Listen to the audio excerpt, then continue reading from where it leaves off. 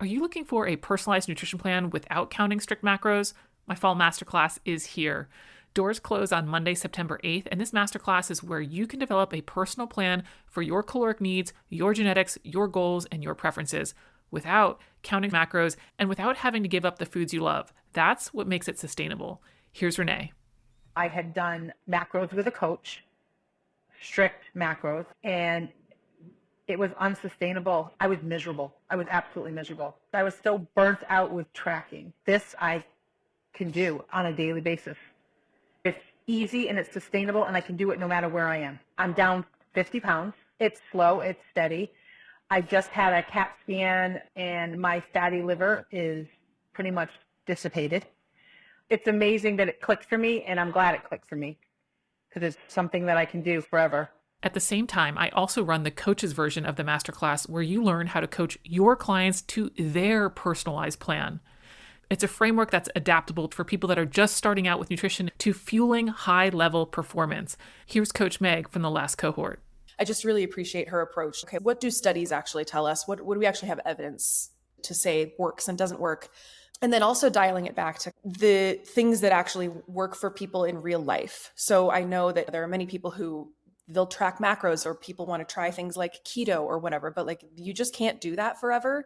And I don't think it's reasonable to expect people to. And so I really appreciate that she's built this structure that gets people the results they're looking for, can absolutely fuel high level performance if you want it to, but also is like, it works for real life. Like you can still go have a beer with your friends. You can still go eat pizza and achieve those goals. To register, head on over to optimizemenutrition.com/masterclass or optimizemenutrition.com/masterclasscoaches, one word. Doors close on Monday, September 8th. And it's the last masterclass of the year. If you're ready to be in the top 1% with your nutrition plan, this masterclass is for you. We ditch the junk science, it's evidence-based and sustainable. The links are also in the show notes, and the coach's course has CEUs available for ACE, ACSM, NASM, AFA, CrossFit, and NSCA. Let's get into the show. Hello and welcome to the Consistency Project Podcast. I am Patrick Cummings here, as always, with E.C. Sinkowski. Each week we simplify the principles and practices of nutrition, health, and fitness that will help you perform better, feel better, and live better. Thank you so much for tuning into the show. Hello, E.C. We're going to talk about, we're going to be timely this week. Sometimes we joke about this, where we talk about things that came out 3 years ago, but 7 years ago. We're going to be timely this time. Why is it popular? Actually, in some ways, we are going to do that. We're going to talk about The Biggest Loser today. True. Specifically, we're going to talk about the new Netflix documentary series called Fit for TV, which is about the show The Biggest Loser. Mm-hmm. Like I said, it's out on Netflix now. It just came out recently, as to when we're recording this, at least. So why don't you tell us a little bit about, so give us some background, why we're going to talk about this, what we're going to try to do. Yeah, relative to when we're recording this, the Netflix documentary came out 3 days ago. So we're so on it. We're on it. But yeah, The Biggest Loser ran on NBC from 2004 to 2016 for 17 seasons. So the math doesn't really add up there. I'm guessing there's a couple seasons where they kind of had two. I think they probably did celebrity ones. If I don't know for sure, but that's what I was thinking, is like there must be some like sort of that. Yeah, twist. Exactly. Some twist. Yeah, so I think people know, but contestants competed to see who could lose the highest percentage of their initial weight. So they would be, quote, the biggest loser over these 30 weeks. And the prize was to win $250,000. And they had trainers, Bob Harper and Jillian Michaels, who a lot of people know in media today. And they were there to, I guess, help contestants lose weight, but we're going to come back to their level of help. And the show is wildly successful. We were talking about before we kicked off, we both were obviously aware it existed, but it was kind of out of the realm of what we were paying attention to. I never watched a single episode of it, but it really was during kind of the heyday of reality TV. And so again, fast forward now, Netflix has this documentary called Fit for TV, and it's kind of this truth, or pulling back the curtain a little bit on how the show worked and what was really going on. And I think ultimately the documentary, again, you don't know how much of the documentary is true because they also need clicks and views, but I think ultimately the documentary does a better job than what was shown during its heyday of like, okay, what was really going on and how appalling some of the practices were. Yeah, it's interesting. I think a couple things just as context. One, like you talk about, this is the heyday of reality TV. I think this was all in the era of like Survivor, American Idol, and The Biggest Loser. Like when we think about reality TV, like those were the big tent poles. So that's sort of the era we're thinking about. And then to your last point there about the current documentary in terms of like how sensational, et cetera, like there's obviously some of that, right? There's 3 episodes. One of the episode ends in a cliffhanger where is this person going to die? Like they're clearly playing the game. But honestly, when you say that, I think about like, I actually don't know, having watched it, was the goal of the producers of the documentary to say, look how terrible this was? Or was it, hey, here's both sides of this argument of pro and con? And actually, I think that's a testament to the documentary series, where I don't, as we've talked about with other documentaries on Netflix, sometimes it's like, okay, well, clearly this is an opinion piece masquerading as science, right? As it relates to this Biggest Loser doc, like, I think they did a pretty good job of saying, here's what it looked like from this perspective. Here's what it looked like from this perspective. It definitely skewed perhaps more anti-show than pro, but there was enough of a balance that I actually kind of do appreciate, that it wasn't demonizing it fully. It was trying to say, okay, given everything we know now about it, however many years later, here's what it looks like today, right? And I think that's actually makes I think it makes it worth watching. Better. Yeah, I agree. I mean, I think we're going to get into it a little bit, but like actually spent most of my time just thinking about, oh my gosh, that was a show, versus trying to critique the documentary. But I do think the documentary tries to present both sides, but I think especially in hindsight and where we are now culturally, I think it's impossible for it to come out as like it was a positive thing or it was a net neutral thing. Okay, so let's get into it. I think we're going to do lessons from. We've been doing this for a couple of books recently, which I really like. So we're going to do kind of your 5 big lessons having watched, again, this documentary series, and we'll see where we go. Yeah? Okay, cool. So you sent over the 5 to me, so I knew what we were talking about. I'm just going to give them to folks. Here they are. Number 1, social norms have shifted for the better. Lesson 2, sustainable weight loss is not interesting nor entertaining. Number 3, figure out why you are eating before you try to lose weight. Number 4, even when you lose the weight, your work is never done. And then lesson 5 that we're going to talk about is physical activity is the hack for weight loss maintenance. So let us just jump into the first one, which is actually kind of a positive one, I think, which is societal norms have shifted for the better. Yeah, so I watched this in the morning one day, and honestly, like the rest of the day, I wasn't even thinking about the documentary. I was just sort of kept bringing back to that concept that we just sort of mentioned. Like, this was a thing. Like, this was actually a show. And even now, just talking about it, it's like just constant disbelief. And it wasn't just this one-off show that happened one time. It was mainstream, wildly popular, main network, 17 seasons. Apparently they were getting up to $100 million per season in ad revenue because it was so popular. And I just keep thinking like, wait a minute, this was a thing? This was acceptable? Like, and it not only was pushing these unsafe, unsustainable rates of weight loss, and of course it was for profit. I mean, it gets worse than that. They're doing it in this way that's really dehumanizing to the contestants. And so this is where, you know, the trainers, Bob and Jillian, you know, again, I didn't watch the show, so I'm seeing just the clips that they're pulling, but even the clips they're pulling are pretty bad. It's not just this like, oh, you got to toughen up type attitude. It's this over the top, like berating, embarrassing the contestants. And so I wouldn't put them kind of in the trainer realm then. You know, it's definitely this more of this shock entertainment that was part of the reality TV approach at the time. And they would do these things with the participants. Apparently they'd have challenges besides just kind of the diet and exercise thing, where they would try to tempt them with processed food, and they would, I guess, make games out of them even, you know, having to eat the food but not really eating the food. And they would do things with the camera to, you know, make the camera shake if a participant fell or something like that. And just this really gross, I don't know how else to describe it, gross spectacle of the participants. And so I just kind of kept thinking, this was popular, like 17 seasons popular. I mean, I think this silver lining that you kind of started off with, I think the general consensus now is just sort of this horror of it all, right? That social norms have shifted, not only just to not have this as a thing, but enough for people to be like, yeah, this was gross. This is disgusting. And I just think it's totally crazy that it was even in existence as 2016. I mean, that wasn't that long ago. I don't even think I was that critical of the documentary while it was happening, because I was just kept being like, this was a thing. And I can comfortably say now, I think that it just would not be a show at all. Yeah, I agree with that. I think the producers, were just out of their league, understanding the challenges that people who are trying to lose a good amount of weight really face. And it was just like, oh, you just have to say no to a muffin or something like that. And it's like, no, that's not it. If that was it, we wouldn't have the epidemic that we have. So I think it's a combination of a lot of things. I think it's kind of the money aspect that we're going to Yep. get into. I think it's the entertainment aspect that helps the money that we're going to get into. And I think it was also just people who don't really understand obesity as a complex disease trying to solve it in this, oh, you just say no to muffins, which again, it's just sort of in hindsight is like, how is this a Yeah. thing? I think you're hinting at the second one, so let's jump into it. Sustainable weight loss is not interesting nor entertaining. That is definitely something we've talked about before. Yeah, this one's not going to be new to our audience. I mean, I think this might be the best kind of lesson that the documentary brings up. And, again, a couple of the producers are in it. Bob Harper's in it. Jillian, I guess, Yep. declined to be in it.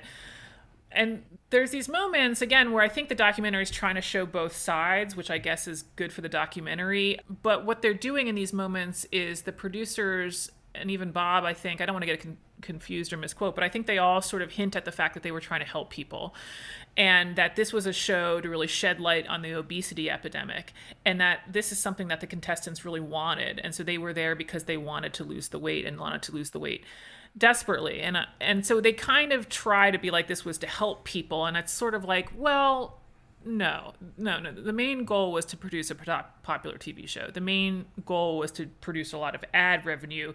It just sort of happened that a byproduct of doing that was that some people were going to potentially lose weight. And you see that come through because the producers and Bob also then sort of make these statements about how there was pressure for every season to make it bigger and better and top the last one, because how else are you going to keep drawing the audience and the interest, right? And so that was really the goal. And I think in hindsight, to make it appear more socially acceptable or to kind of justify it in your own mind, it's sort of like, no, we were there to help people. It's like, I don't think so. But I do think it, from the documentary point of view, it does bring up this very good point, especially in a mainstream thing like being on Netflix, is this idea that what is right or what works is not particularly interesting to watch. Like all of the crazy clips on social media about nutrition that we debunk and we talk about, they have more likes on them than I do followers. And it's all this stuff that just drives attention. And the more something is interesting, or I guess the more attention getting something is, the more that we should sort of be kind of very questionable about it and be like, maybe this actually isn't for my well-being or good for me. And I think, if you think about what this would have looked like in reality, I mean, okay, a pound or two a week of weight loss instead of, I don't know, sometimes they were hitting like 15 pounds a week, would have been reality, 1 to 2 pounds a week. They would have hit plateaus. Some of them would have slid back. Some of them would just be eating kind of normal, basic whole foods in the right quantities. They'd be doing, an hour of exercise a day. The change that we would see in 30 weeks would be not much. It would actually need years to accomplish what they did. It'd be sort of like watching a tree grow in the sense, right? Like reality TV isn't reality. Reality, what's true and what's real and what works is too boring. And so reality isn't what people want when they're watching TV or let's even say being entertained with scrolling on social media. They want to escape reality. And so they want this excitement. And so that's really where it comes from. And so I think that point was well made here in the documentary to try to show people, hey guys, this is more about attention and views and clicks, not about helping people. And so the same thing we can apply at any time that we're getting pulled into something that's shocking or dramatic. Okay, you want to first ask yourself, is this really just for my reaction? Is this just really for my attention? Is this just really for the clicks? Before thinking, okay, this person's really telling me the truth. Do you have a sense of why something like this show, again, the original, The Biggest Loser show, not the documentary, was so popular? Did you think about that at all while you were watching, while the light bulb went off? Like, wow, first of all, wow, this is a show. But more than that, wow, this was a wildly successful show. Have you spent any time thinking since watching it, like what, yes, it's attention. Yes, it's sort of in some way gratifying, I guess. Like, but what is it that people in your mind were responding to that made it so popular? I think there is the very real want to lose weight. I mean, the diet industry is, I think, over $60 billion a year in the US, something like that. Like there's a huge interest to lose weight and there's lots of good reasons to want to lose weight, from quality of life to better health and all of that stuff. So I certainly think the problem is there. And the idea that you could be successful, especially because as we've talked about before, so many people diet after diet after diet are not successful, to just show people that people can relate to because obesity is such a common problem, and to see them succeed, in some ways it's, quote, inspirational. The problem is we would want to show the truth of how to actually get there, and that's what was missing, right? So the outcome is interesting and transformational, and I don't like the word inspiring because we all know how they got there, but I think ultimately there is interest, there is a need for that. It's just not, it would need to be done in a real way. I couldn't help but, as I was watching it or after watching it, I couldn't help but think that that it was so popular, at least on some level, because I agree with everything you just said, but I think there's also the element of it was satisfying to watch and popular, not because of the transformations, but because of the implicit excuse that you could have after watching it that I can't do that. And so therefore that's satisfying to me because now I can't fix the thing that I say I want to fix. I can't lose 100 pounds because I can't go there and do that thing. I can't work out 8 hours a day. I can't have somebody scream at me in the gym all the time. So in some ways, like, again, I couldn't help but think it was satisfying because I could watch it and then I could say that was one more reason I couldn't do the slow, boring work that you and I talk about all the time. Yeah, I hadn't really thought about that. I really do think, I think one of the producers says that it came about because he saw somebody post basically on a bulletin board outside the gym. They were desperate to lose weight. And I think that's the reality, is that people are desperate to lose weight for the quality of life, for just how they feel about themselves. There's a lot of shame for the improvements in their health, all of that stuff. And so to me, in my mind, I do think there's a huge popularity for it because that's a goal for a lot of people and they want to get there and they want to see that somebody else can do it. But I hadn't thought about that way. Lesson 3, figure out why you are eating before you try to lose weight. What does that mean?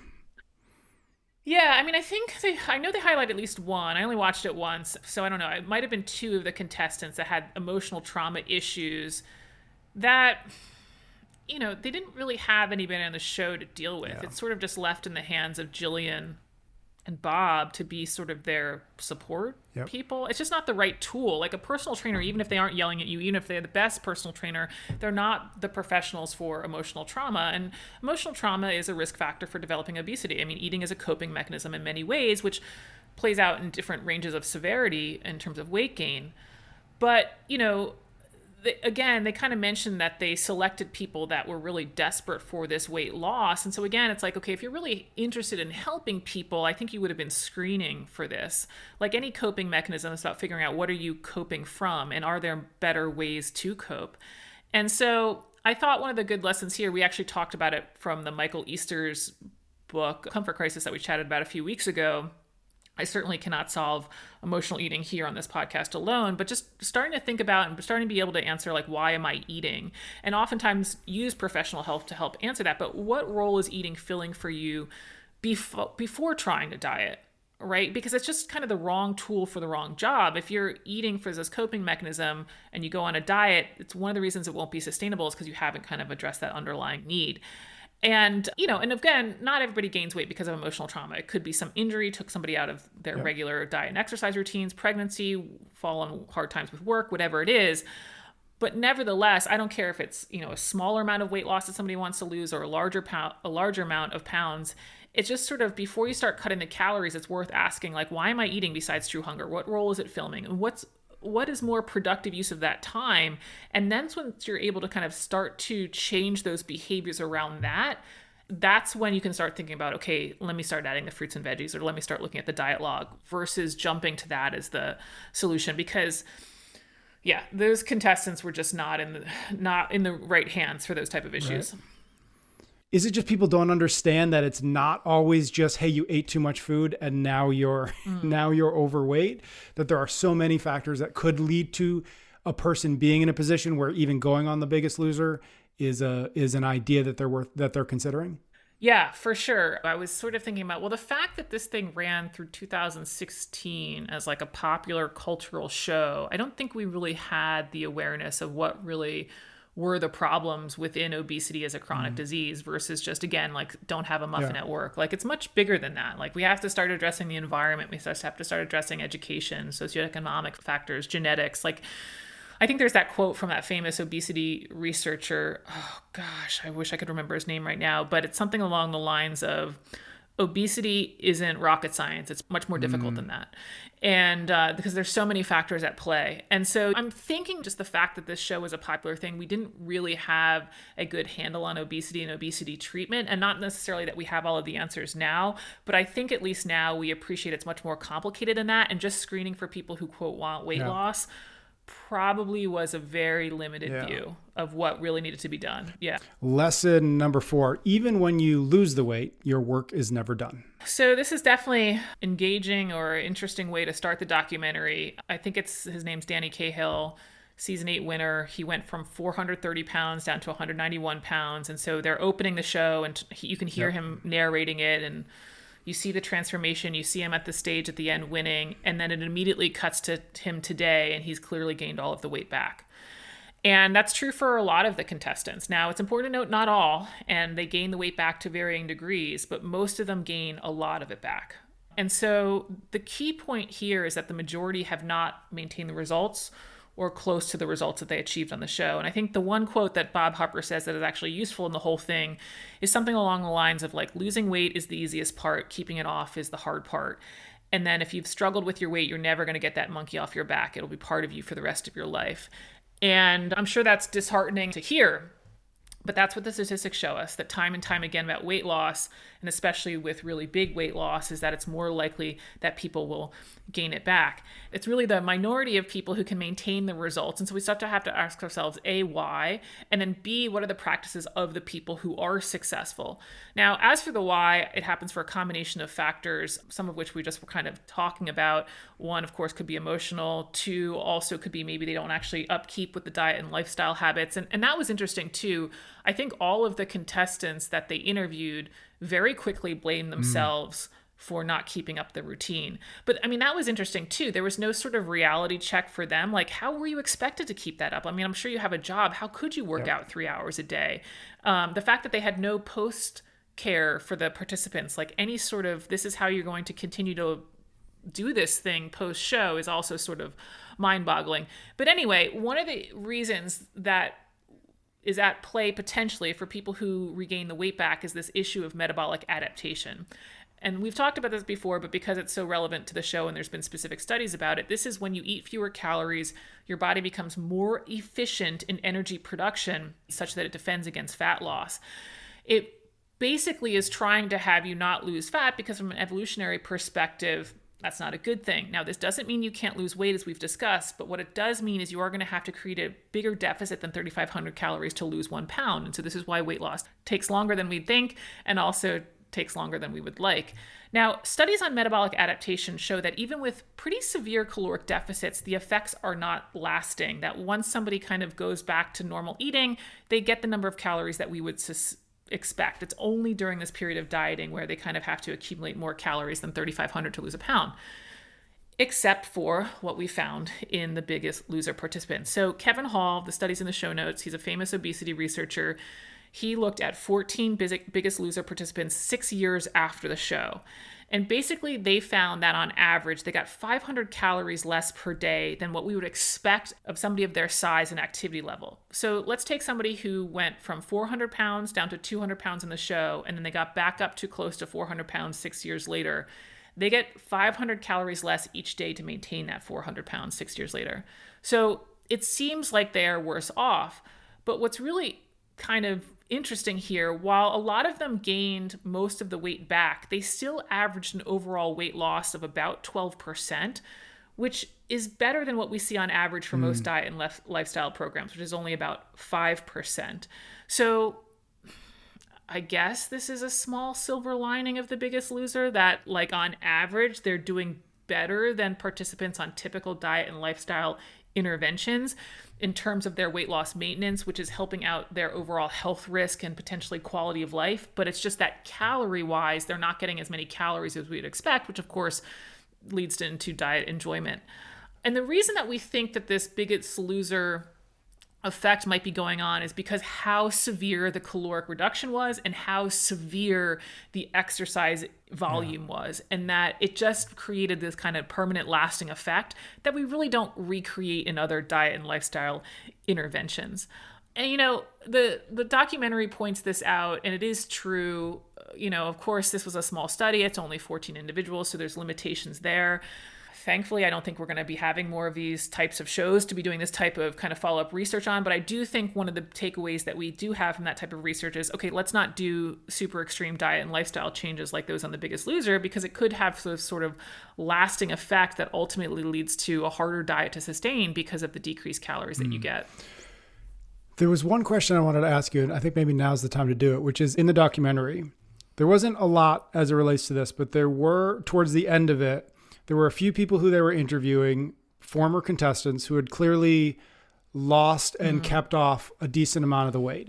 And there was sort of an aside to GLP-1 drugs. And I put those two together because it turned out that I think two of the participants who they had been interviewing and who had been very critical of their experience on The Biggest Loser had then sort of very, very quickly mentioned, I've started using GLP-1 drugs and that's why it's working. So I just bring that up because we are talking about this idea of maintenance and weight regain. What did you think about it when you saw that, when they brought in the GLP-1 drugs, even though it was pretty quick and they didn't spend too much time on it? I'm just curious what your reaction to that was. One of the reasons that GLP-1 drugs, or I guess the main reason why the GLP-1 drugs are so successful, is because they quiet out that food noise, which we've talked about. And I think that's a really big driver for the weight regain. It's these neurochemical drive, hormonal drive for people to want to eat. And especially in our modern food environment, that's very hard to turn off. And so again, when we look at how unsuccessful diet and lifestyle is in the long term, that it seems like, especially for these participants, that GLP-1s might be one of their ways that they can kind of start to sustain the results or even improve the results if they've gained the weight back. So it's not surprising. And to me, it makes sense why it would be occurring. Yeah. Got it. Okay. The last lesson that we've got, physical activity is the hack for weight loss maintenance. Yeah. So those same 14 participants, Kevin Hall did a second study on them, and he looked at the volume of exercise in comparison to weight regain. And they divided these 14 participants into kind of two camps: those who maintained more than a 13% weight loss and those who maintained less than a 13% weight loss. Turns out on average it was 12% weight loss they had overall, but they made the cut point at 13% because that was the median, the kind of the middle value. And so the question was in this study is, what are the people doing who have the greater weight loss maintenance? And it turns out it was more exercise. Basically, those who maintained a more significant percentage of the weight loss, they were exercising upwards of 80 minutes a day of moderate effort aerobic exercise or 35 minutes of vigorous activity per day. And what's really crazy was between the two groups, the diet intake wasn't that different. So it's not like the people who regained the weight back all of a sudden started eating a lot more calories. It's just that they let the exercise sort of fall away.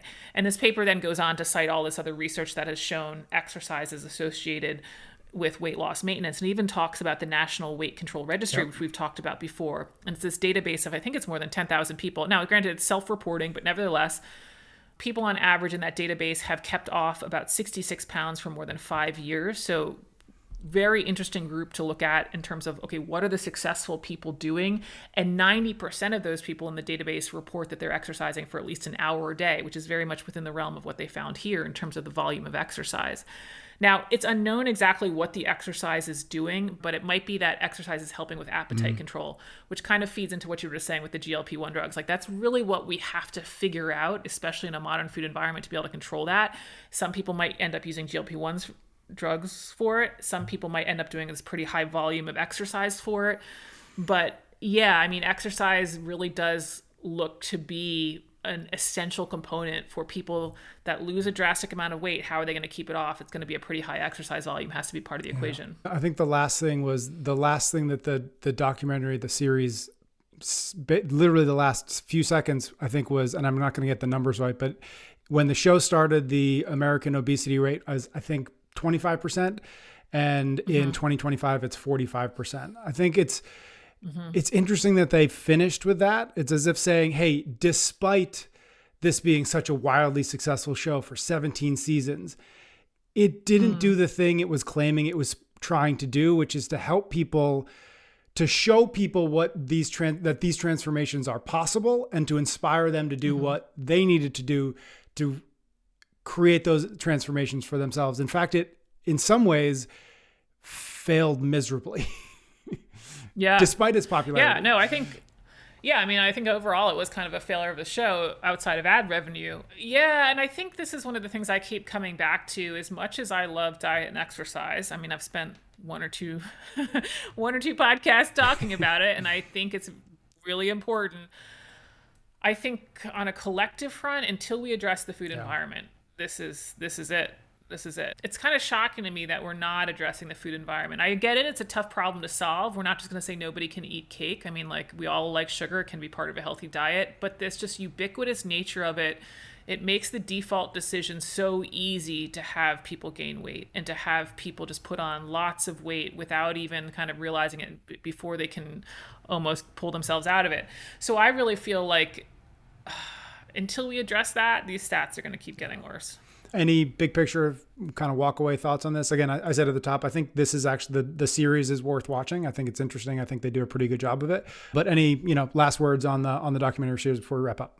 Yeah, I mean, I think it does a pretty good job in showing how crazy it was. And thankfully we've moved away from that. So I don't know. If you already have that opinion about the show, you might not need to watch it. Yeah. If you're already like, okay, that was nuts. But yeah, I mean, I do think it really does show how poor of a job this does from like helping people and weight loss maintenance point of view. Yeah. All right. Thank you, EC. Thanks everybody out there for listening. Do make sure you're subscribed to the show wherever you're watching or listening to this so you don't miss another episode.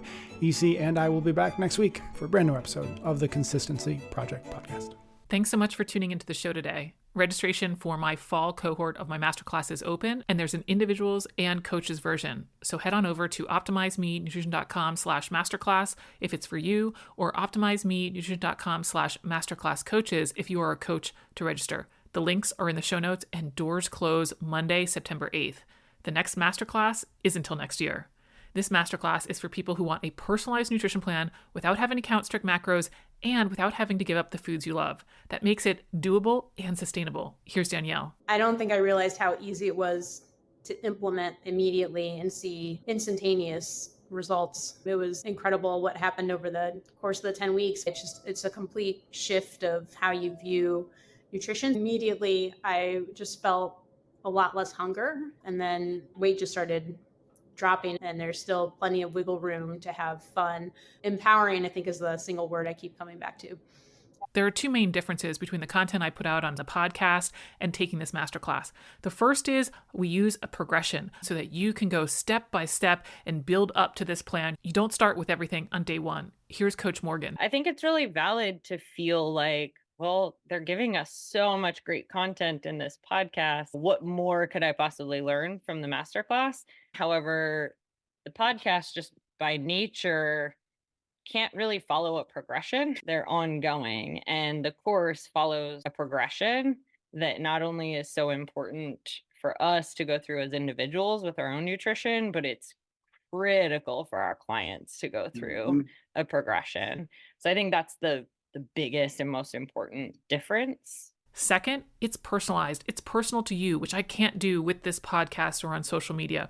I'm there answering questions every single day and going live each week so that you develop a plan that really works for you. Here's Renee. It was just amazing. She's answering questions daily, but then she had live calls every single week where we could ask questions in real time. And that was just very, very helpful and very eye-opening in a lot of ways. She's very much involved with answering everybody's questions, comments. But you also get the benefit of everybody else going through the class, going through the same things you're going through. And it was just so much more fulfilling. She cared about each person's development at their level so that they could get it.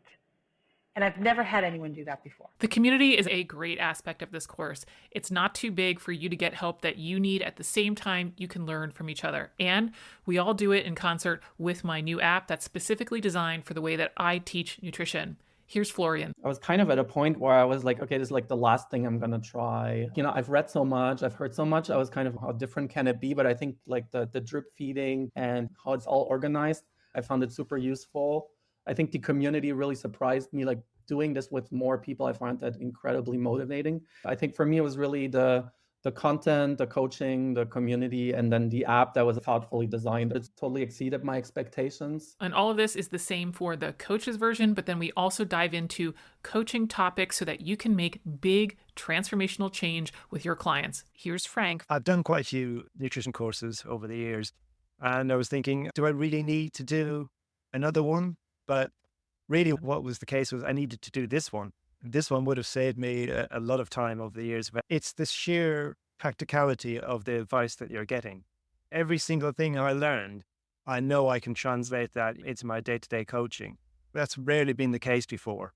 The coaches version is a prerequisite to become an affiliated 3 Pillars Method coach and use my method to teach others. But you can also get CEUs for organizations like ACE, ACSM, CrossFit, NASM, AFA, and NSCA. So check out optimizemenutrition.com/masterclass if it's for you, or /masterclass coaches if you're a coach. The links are in the show notes, and doors close Monday, September 8th. If you have any questions about whether the course is a good fit for you, don't hesitate to email me at info@optimizemenutrition.com or reach out to me on social media. I'm really looking forward to working with you.